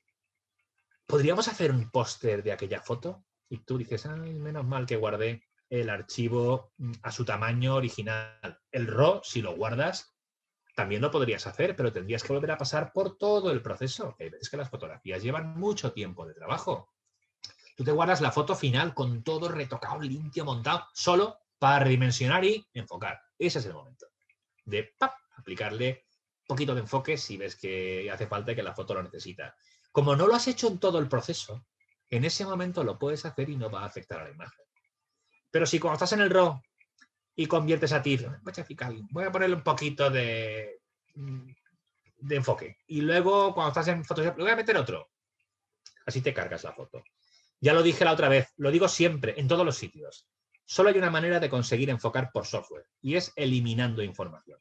Lo digo así de... Me gusta decir las cosas así crudas para que no se olviden. Es la única manera. Eliminando información, quitándole calidad a vuestras fotos. Quedan más resultonas, pero solo a ese tamaño. Después, cuando tiras a interpolar, la flexibilidad que tenías del archivo, aumentarle un 20% de largo y de alto y tal, con la imagen reenfocada, se acabó. El tema de los calibradores. para todo el proceso. Hay 3 tipos de calibradores básicos que pueden venir bien, ¿eh? No son imprescindibles. El más habitual es el calibrador de monitor. Sí que es aconsejable poder calibrar el monitor o tener un monitor que sea fiable. ¿Cómo lo haces? Yo, claro, tampoco puedo deciros todo el mundo a comprarse calibradores. Eso sería lo ideal. Tener un calibrador de monitor sería lo ideal. Hay más aparatos, no hacen falta todos porque hay calibradores hasta de impresoras, pero eso ya es una cosa muy específica. Un calibrador de monitor iría bien, pero ojo, incluso con el monitor calibrado, ahí no está todo solucionado, porque nuestra capacidad de percibir el color en pantalla es subjetiva. Cuando tú empiezas por la mañana a trabajar en Photoshop estás muy bien y cuando son las 9 de la noche y tienes un trabajo que te ha llevado de cabeza todo el día, bueno, ya no ves, el blanco ya no lo ves blanco ni ves nada. Por muy bien calibrado que esté el monitor, solo te sirve si tienes el objeto al lado y estás mirando el objeto y mirando la pantalla continuamente. Si no es así, necesitáis un apoyo. Y ese apoyo es la ventana info de Photoshop. Tenéis que ir con la pipeta y saber realmente si lo que tenéis es blanco, negro, neutro. Si estáis pensando, pero yo cómo voy a leer información RGB y aquí entender lo que es. ¿Cómo sé yo lo que es una full turquesa? Que yo eso tampoco lo sé. Es mucho más sencillo que todo eso. Si queréis que los tonos sean neutros, o sea, si miráis vuestra foto y decís, voy a ver algo, no sé, la camisa del novio o el blanco de la cerámica que estoy fotografiando. ¿Yo lo veo neutro? Sí, no. Me voy con la pipeta ahí y para que eso sea objetivamente neutro debe tener los 3 numeritos iguales. Cuando movéis el ratoncito en la ventana info de Photoshop y lo ponéis sobre cualquier sitio salen 3 números. Esos 3 números indican la cantidad de R, G y B. Rojo, verde y azul. Porque si como R de red coincide con rojo, dices rojo, granate y te quedas atascado porque no es castellano, es en inglés. RGB, ¿vale? Si los 3 valores son iguales, la imagen es neutra. Cualquier gris neutro que sea neutro debe dar la misma cantidad. Por ejemplo, 128, 128, 128. Si algo que debería ser neutro, gris, blanco, lo que sea, pero que no tenga dominante de color, si algo que debería ser neutro en vuestra foto aparece con los 3 valores iguales, vuestro monitor está bien. Al menos reproduce bien el color. Ahora habrá que ver si reproduce bien las luces y las sombras. ¿Cómo? Todo lo que se vea blanco sin detalle es 255, 255, 255. Es decir, a tope de rojo, verde y azul. Bueno, rojo, azul y verde, por mantener el... No, perdón. Rojo, verde y azul. Si lo que tenéis es negro, muchas veces pasa que dices, aquí en la sombra no sé si se ve o no se ve. Estoy mirando todo el rato. Si el valor que hay en la pipeta cuando la lleváis allí es 000, eso no tiene nada de información. Es negro absoluto. Además, igual de negro en los 3 canales. Eso quiere decir que ese es el negro y el 255, 255, 255 es el blanco. Ese es el límite. Yo no llegaría ahí. Yo me quedaría un poquitín dentro. El blanco más blanco que tengamos. Si puede no pasar de 250, 250, 250, mejor. Y el negro, si puede ser 555, mejor. Eso quiere decir que os estáis moviendo entre 2 extremos en los que todo puede tener información. Si hablamos de zonas 7 y 3 en el sistema de zonas clásico, la zona de máxima luminosidad que debe tener textura y la zona de máxima oscuridad que debe tener textura son valores mucho más altos y además son relativos, no siempre son iguales. Son valores, pero vamos, yo no excedería de 220 y pico en luces y no bajaría de 50 en sombras, 40 y pico. Pero esos son mucho más subjetivos, ¿vale? Y si podéis tener un calibrador de monitor, perfecto. No obstante, tened en cuenta que aquella linealidad que había hace 10 años en las que las fotografías solo se veían en monitores corregidos o sin corregir, actualmente es más laxa, porque es que nuestras fotos se ven en móviles de todo tipo, en tablets, en pantallas de todo tipo, en Smart TVs. Ya no es como antes. Lo que pasa es que tú tienes que estar segura o seguro de que tus fotos salen correctamente fuera, con lo cual está muy bien tener el monitor calibrado, pero además no olviden consultar la ventana info. Es muy importante. coñas aparte, ¿eh? Yo lo utilizo siempre, siempre, porque hay veces que estoy cansado y yo no sé si es lo blanco que toca o no. Voy con la pipeta y enseguida, ¡pam!, al sitio, ¿vale? Si necesitáis hacer un trabajo muy específico, y con esto no os vale, porque esto solo neutraliza toda la banda de color, pero la arrastra hacia un punto. Si necesitáis reproducir colores muy complejos y trabajáis con un conversor RAW genérico, es decir, un conversor RAW que no sea el de vuestra marca, os vendría muy bien esto. Un calibrador de conversor RAW. Esto que parece una caja de acuarelas está hecho para valorar los tonos neutros y los tonos con máxima saturación en vuestras fotos. Y lo que hace es, mediante un software, esto funciona con un software, mediante un software lo que hace es analizar la diferencia que hay entre la imagen original que está archivada en el software y la imagen final que conseguís después de haber convertido el archivo RAW con vuestro conversor genérico. Porque es normal, un conversor como Adobe, Capture One o cualquiera de estos tiene que conseguir dar unos verdes más o menos plausibles para Canon, Fuji, Sony, y no todos registran los mismos verdes del mismo modo en el sensor. Entonces, es una máquina de cálculo que tiene que ofrecer soluciones por compromiso para todos. ¿Qué hace? Pues no ofrecer una solución específica para cada uno, sino un valor promedio. Entonces, a veces puede ocurrir que algunos colores convertidos con un conversor RAW genérico sean casi, pero no exactamente. Entonces, cuando hace falta esto, pero solo para trabajos muy específicos. Yo lo he utilizado solo para algunos casos de interiorismo en los que las pinturas eran importantísimas y para producto muy específico. Para el resto de cosas, con un gris neutro es suficiente.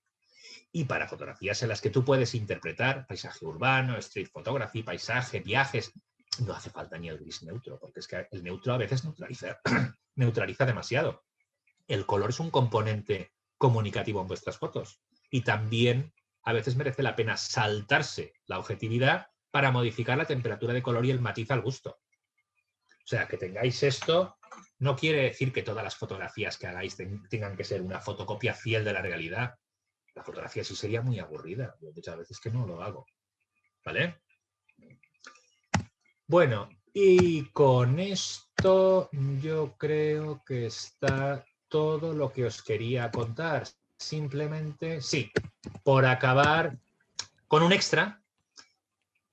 Cuando la foto ya la tenéis, hay algunos tipos de trabajo en los que no acaba aún del todo la cosa ahí. Hay fotografías, por ejemplo, más creativas, más experimentales, en las que se pueden utilizar plugins que hay por un tubo para darle a esa imagen final ese aspecto más onírico, más irreal. Plugins hay, bueno, por un tubo. Podéis utilizarlo también. Yo siempre lo dejo para el final del proceso, es lo último. Y después, dos cosas más. La utilización de datos EXIF, sobre todo los IPTC, o sea, los datos en los que ponéis palabras, el título de la foto, quién de quién, la autoría, palabras clave de búsqueda, eso cada vez se va a utilizar más. Los que trabajamos en el mundo del stock, como nuestras fotos tienen que buscarse por conceptos, llevamos utilizando eso 20 años, metiéndole a las fotografías todas las palabras clave para que la gente, cuando entra en una agencia que tiene 100 millones de imágenes y está buscando cualquier cosa, cualquier monumento, de cualquier sitio, ponga el nombre y le aparezca. Le aparece porque quienes hacemos las fotos hemos puesto esos datos en la búsqueda de la imagen y con el tiempo cada vez más estará incorporado en los sistemas de archivos de los sistemas operativos de los ordenadores y podrás buscar en tus fotos. Castellfollit de la Roca, ¡pam! Y te sale al instante los sitios en los que está esa foto, si tú se lo has puesto o si se ha geolocalizado con un GPS en la cámara. Y ahora sí que ya acabo del todo, la conversión a blanco y negro, que es uno de esos grandes, voy a decir, grandes desconocidos. No, es un gran desconocido. Pero ya sabéis que los archivos fotográficos digitales se pueden convertir a blanco y negro básicamente de dos maneras. La mala y la buena. Bueno, o la peor. La peor es convertir a blanco y negro, que es solo blanco o negro. Eso va bien solo para algunas fotografías así muy particulares. De normal, no. La siguiente es pasar a escala de grises desaturando los colores. Esa es la siguiente, es la mala. No es la peor, pero es la mala. Porque todos los colores acaban teniendo la misma importancia y simplemente le quitas la saturación. Pero hay veces que luego tienes un plátano, una manzana y una pera y los tres son igual de grises. No tienen ninguna gracia. Y por último, la conversión cromática. ¿Qué es lo que hacíamos cuando utilizábamos película de blanco y negro y metíamos filtros de color en el objetivo? Por ejemplo, cuando poníamos un filtro amarillo, naranja o azul en una fotografía de paisaje para hacer que el cielo fuese oscuro o más oscuro aún y no afectase al resto, eso se puede hacer exactamente igual ahora. Pero vamos, exactamente igual no. Millones de veces mejores. El sueño de todos los que hemos hecho durante años fotografía analógica, tener un estuche de filtros infinito, con todos los colores y con todas las densidades posibles. Eso lo podéis hacer ahora, es cuando convertís la foto a blanco y negro desde el RAW o desde Photoshop. ¿Qué duda cabe? Que a estas alturas ya tendréis claro que si la conversión a blanco y negro la hacéis en el archivo RAW, tendréis una conversión a color mucho más flexible que si lo hacéis en el mapa de bits, en el TIFF, en el PSD o en el JPEG en el peor de los casos. Si se pudiese, lo ideal sería hacerlo siempre en el RAW. Pero claro, ¿qué pasa? Pues que hay veces que un RAW convertido a mapa de bits después lleva 1 hora y media de trabajo. ¿Por qué? Porque has cambiado las luminosidades del cielo, has clonado, has eliminado cosas, has retocado muchísimo la fotografía y después necesitas, por la razón que sea, 2 versiones, una en color y una en blanco y negro.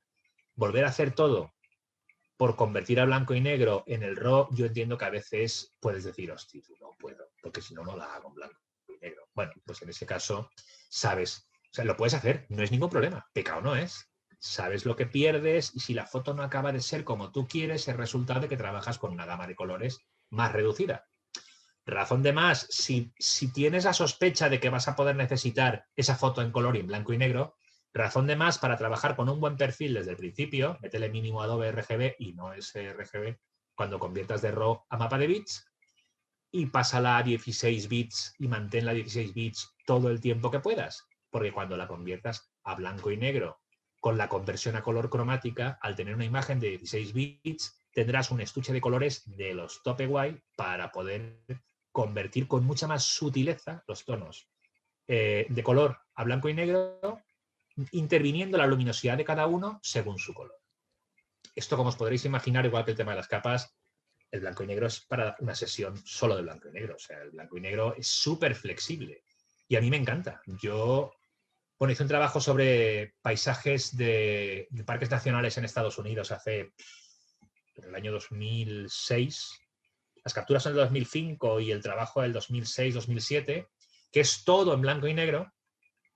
Hay enlace desde mi web, porque finalmente acabó siendo un libro, está en formato libro de estos coffee table. O sea, a lo mejor tengo por aquí.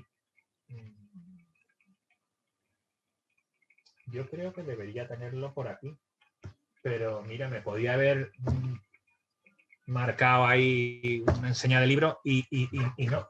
Pero como no tienes ningún libro allí detrás, ¿verdad? Es que tiene que estar por aquí, pero a ver si busca dónde está. Bueno, pero lo tenéis, está visible a través de... Mirachi, no sé dónde está. Está por ahí. Pero está visible en la web. En la zona de publicaciones y tal, hay un menú que es libros y ahí hay algunos. Y con esto ya ha acabado mi rollazo. Ahora ya a ver vuestras preguntas. Si te parece, te paso algunas preguntas que hay por aquí. Sí. Y las vas contestando. No te he cortado antes porque así las podíamos hacer ahora, ¿no? A ver, Ana nos dice que si hago balance de blancos en cámara RAW, buscando el punto más blanco, pero no acaba de ver bien los blancos, ¿qué puedo hacer? Yo no confío en... Vamos, lo he probado en su momento, pero al final ya hace muchísimo tiempo que no hago nunca el balance de blancos en cámara. En RAW, en JPEG, en lo que sea, no lo hago en cámara. Por varias razones. La primera, la falta de flexibilidad. Yo no puedo poner una pipeta que ocupe el tamaño de un píxel en un área en concreto y decir, aquí tengo el gris neutro. El que sea. No puedo. Y segunda, tengo que valorar en ese momento en la pantalla de la cámara si la cámara está corrigiéndolo bien o no. Por muy buena que sea la pantalla de la cámara, si estamos hablando de calibrar el monitor de trabajo, sí o no, si puede, sí. ¿cómo voy a confiar en el monitor de la pantalla de la cámara? La pantalla de la cámara solo me sirve para saber dónde están las cosas, pero no cómo están. De hecho, incluso para ver la exposición yo miro el histograma, con lo cual yo no hago nunca el balance de blancos en cámara. ¿Por qué? Porque en el archivo RAW aún no se ha cerrado la información de color. El archivo RAW tiene toda la información flexible. El balance de blancos no se hace en el archivo RAW, se hace después, al convertir el archivo RAW en mapa de bits. Por decirlo de una manera, lo bestia, el RAW tiene todos los colores aún. Puedes corregir sin problema. De hecho, tengo un vídeo en mi canal en el que hablo sobre esto y hago dos conversiones extremas. Una de ellas, o creo que las dos, pero al menos una de ellas que recuerdo bien, convirtiendo con esto, es en el rodaje de un vídeo publicitario, que hice la foto de seguimiento. Las fotos están hechas sin corregir nada el RAW, porque yo sabía que podía corregirlo bien. Y ves las fotos y no están naranjas, están marrones del 3200 de la luz de tungsteno utilizada para el rodaje. Y con un solo clic se corrige perfectamente. Así que yo, para seguridad y precisión, aconsejo corregirlo a posteriori. También nos pregunta Ana que tiene al parecer un problema, ¿no?, con la impresora. Para imprimir con tu propia impresora, ¿qué aconsejas? Dice, yo selecciono RGB 1998 y luego en ajustes de impresión pongo el perfil que ha creado de impresora con pantalla. Entonces, ¿el CMYK es inferior de gama de colores? Sí, muchísimo. El CMYK, siempre que se pueda, en una impresora doméstica hay que huir del CMYK porque el CMYK es más reducido en gama de colores, ya no es un archivo fotográfico, es un archivo para imprimir y además en 4 canales distintos y solo funciona con máquinas avanzadas en manos avanzadas. El perfil CMYK lo que hace es compensar las deficiencias de la máquina concreta para la cual va el perfil destinado. Entonces, de hecho, a nosotros, a los fotógrafos, quien sabe, no nos pide las fotos en CMYK, nos las pide siempre en RGB y ellos convierten para su máquina en concreto. Pero la única manera de tener toda la información es tener el archivo RGB. Pedro José Justicia nos dice, ¿qué archivo recomiendas para exportar de PC? ¿TIFF, PSD? Para exportar de PC... De Photoshop. Ah, de Photoshop. Sí, cuando tú exportas de Hombre, Photoshop... PSD y TIFF funcionan prácticamente igual. El PSD fluye más rápido porque es propio de Adobe, pero tiene el problema de que en muchas aplicaciones, sobre todo de almacenamiento en la nube, no se ve su miniatura. Entonces tienes PSD y todos son iguales. PSD. Y los TIFF sí que se pueden ver. Y como los TIFF pueden almacenar capas igual que los PSD, pues es un poco más flexible el TIFF que el PSD.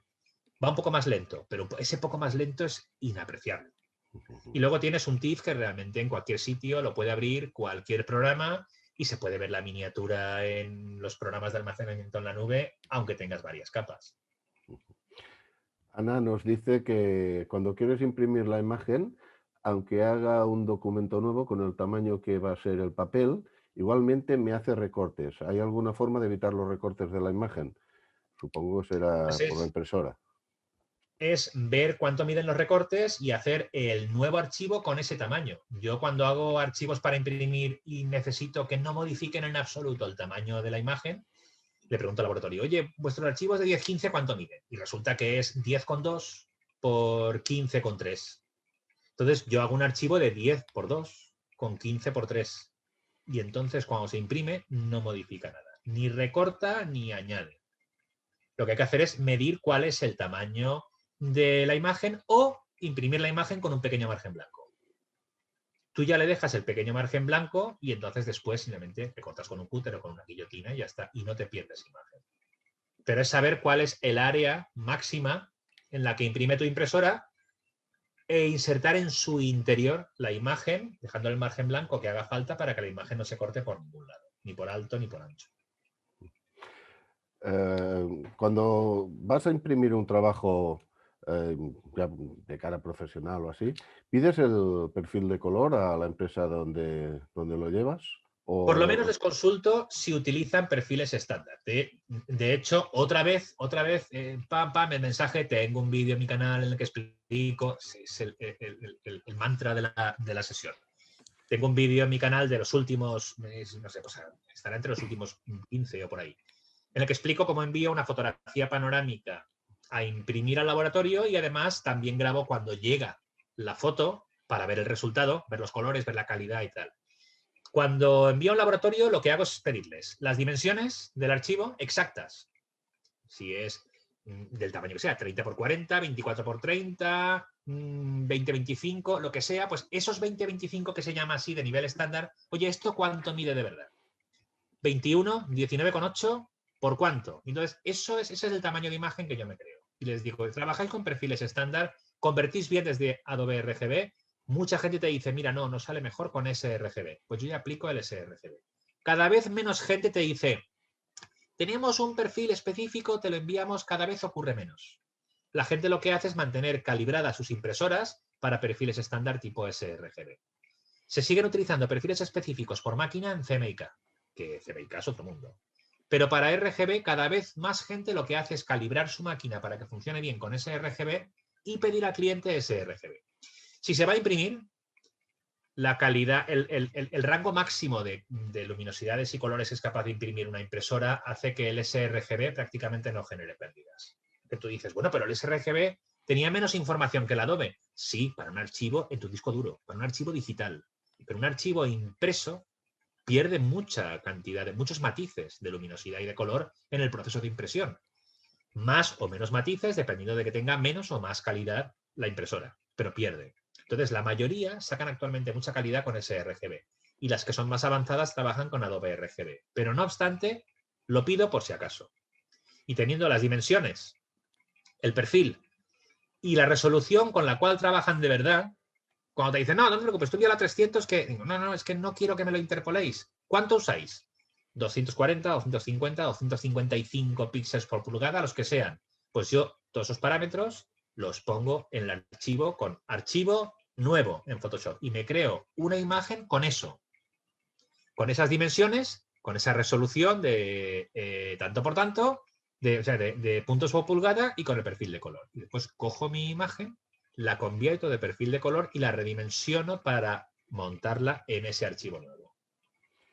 Es posible que veas un cambio de colores, ¿no? Cuando haces esto. Si el color se mantiene igual, no. También es cierto que hay 4 formas de hacer los cambios de color, el relativo colorimétrico, saturación y tal. Pero si tú haces una conversión, por ejemplo, de Adobe a sRGB, los cambios son mínimos. La interpretación de paletas está...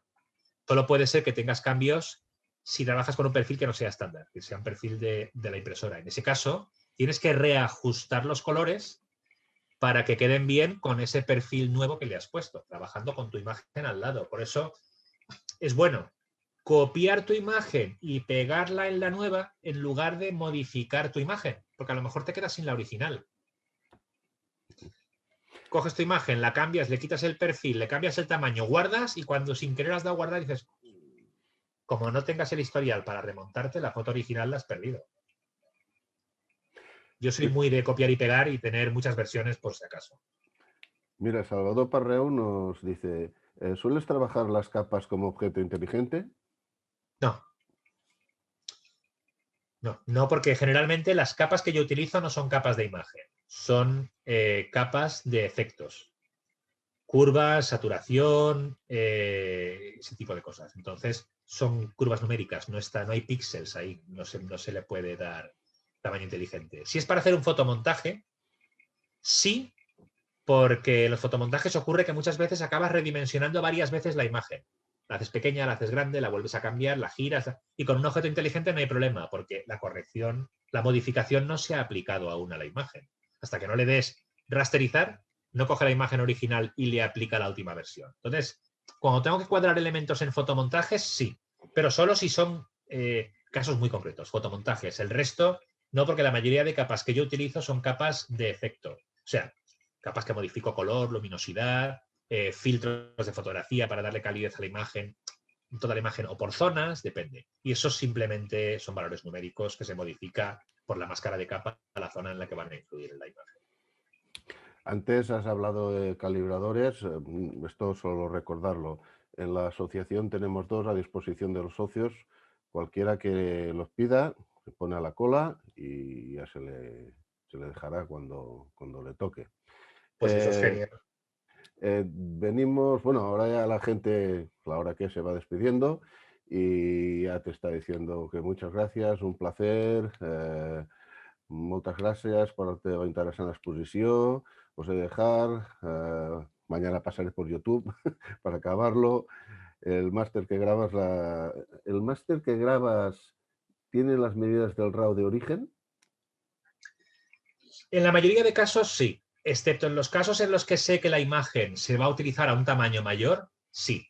No obstante, ha habido épocas en las que, bueno, por ejemplo, un caso de en los que sé que la imagen se va a utilizar a un tamaño mayor, es, por ejemplo, hubo una época en la que el estándar en las agencias de stock con las que yo trabajo ya permitía trabajar con archivos de más de 50 megas, que correspondían a unos 18 megapíxeles más o menos, y durante un tiempo yo aún estuve trabajando con una cámara de 12 megapíxeles. Durante todo ese tiempo, los cientos o miles, a lo mejor, pocos miles de imágenes que hice para stock, interpolaba en el archivo RAW. Por eso sé que funciona muy bien, porque me permitía pasar todos los controles de calidad de las agencias. Las agencias top tienen filtros de calidad y si la foto no está bien, te la rebotan. Y si te devuelven muchas veces las fotos, cancelan tu contrato, porque llega un momento que no hay coordinación con la calidad. Entonces, durante un tiempo estuve interpolando desde el RAW para poder conseguir los 50 megapíxeles, o más de 50, superar mínimamente los 50 megapíxeles, los 50 megas de archivo, 50 megabytes de archivo, con una cámara de 12 megapíxeles cuya resolución real son 36 megas de archivo. Si os parece, podemos abrir micros ya todos por si queréis decirle alguna cosa a Miguel Ángel, aparte de darle las gracias, y vosotros mismos le hacéis la pregunta que queráis. ¿Tú en la lista, Felicidad, tienes más en la lista de preguntas o...? No, en principio no. Vale, perfecto. Ya abrimos y si alguien quiere hacer alguna consulta. Bueno, yo una que se me ha quedado en el tintero de los conversores. Yo tengo una Canon. ¿Utilizo el conversor de Canon o me quedo con el Lightroom? El de Canon es muy bueno. El Digital Photo Professional, que es el software de Canon, es muy bueno. Y en el fondo es el que mejor comprende tus archivos. Es el que mejor calidad le sacará a tus archivos RAW con el mínimo esfuerzo por tu parte. ¿Pero qué pasa? Que solo hará eso. Solo hará eso. Cosas más. Entonces, las fotos en las que quieras hacer más cosas, pues a lo mejor tienes que sacrificar un poco la calidad del conversor RAW para poder hacer más cosas con el Lightroom. ¿Cuál es la situación ideal en estos casos? Pues alguien que además del Lightroom utilice Photoshop. Si utilizas Photoshop, entonces sí que te aconsejaría revelar directamente con el Digital Photo Professional, el de Canon, porque es el que más calidad te va a dar con la conversión de RAW a TIFF. Guardas el TIFF, lo abres en Photoshop y ya le haces todo lo que quieras de recoger, quitar, clonar, lo que sea. Pero la conversión del archivo RAW te resultará mucho más fácil obtenerla con más calidad con el de Canon. Al menos tenlo ahí por si acaso. Porque siempre hay fotos que dices, ¿manejas un poco Photoshop o no? Sí. No, lo que pasa es que yo lo hago todo. Lo que pasa es que el Lightroom me da, a mi nivel, el Lightroom me da una serie de ventajas. Yo hago cosas, yo lo paso, estoy con el Lightroom y cuando quiero hacer según qué, que no sé hacerlo con Lightroom o que no se puede hacer, me paso al Photoshop y voy y vengo. Pues entonces sí que te aconsejo que utilices, que le des más oportunidades al conversor de Canon. Te va a gustar. Vale. Y luego ya el resto lo haces en Photoshop. Las fotos que no requieras mucha precisión de color y que prefieras hacer con Lightroom, pues las abres con Lightroom. Pero cuando digas, che, estos colores por ropa, por paisaje, voy a probar con el de Canon y fliparás. La calidad es muy buena, la del conversor de Canon. Sí. Vale. Y eso que soy de Nikon, fíjate tú, ¿eh? Si fuera bueno, de Canon, pero cuando lo bueno es bueno, ¿no? Sí, efectivamente. Lo bueno es bueno. Así es. Vale, gracias. Yo tengo una pregunta también, que es ¿cuándo vuelves? No me líes, que aquí no me dicen que no nunca. Esto no...